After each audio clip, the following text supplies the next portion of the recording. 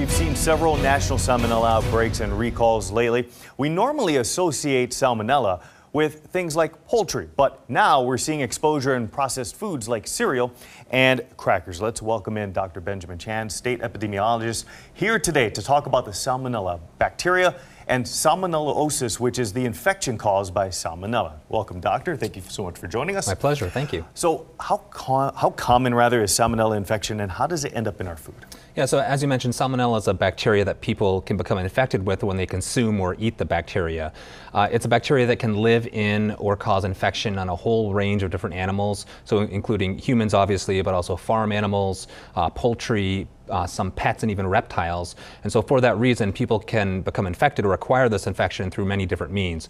Most often it's through food, so that includes stuff like poultry, ground meats, dairy and eggs. Even the fresh fruits and vegetables we eat can become contaminated through farm runoff when they're being grown.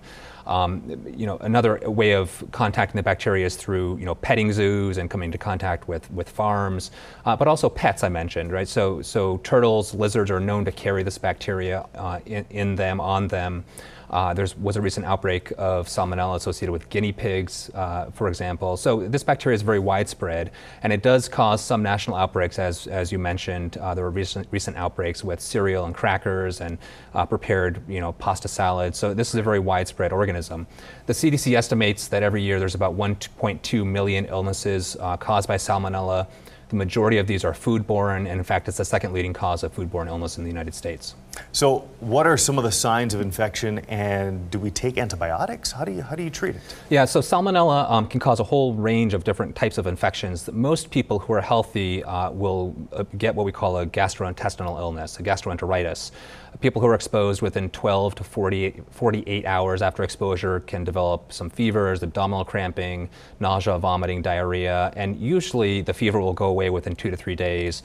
The diarrhea will resolve within a week on its own without antibiotics. Now, there are some individuals, the very young, the very old, people whose immune systems don't work properly, who are at higher risk of this infection spreading and causing more serious infections.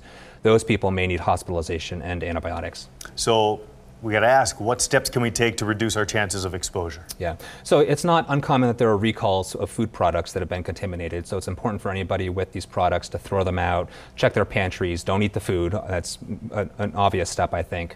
People that are coming into contact with animals, whether it's a petting zoo or pet reptiles like pet turtles, should be washing their hands thoroughly afterwards. And otherwise, a lot of the prevention methods are focused on preventing foodborne transmission. So cooking poultry and ground meats thoroughly. We don't recommend people eat raw eggs or raw unpasteurized milk.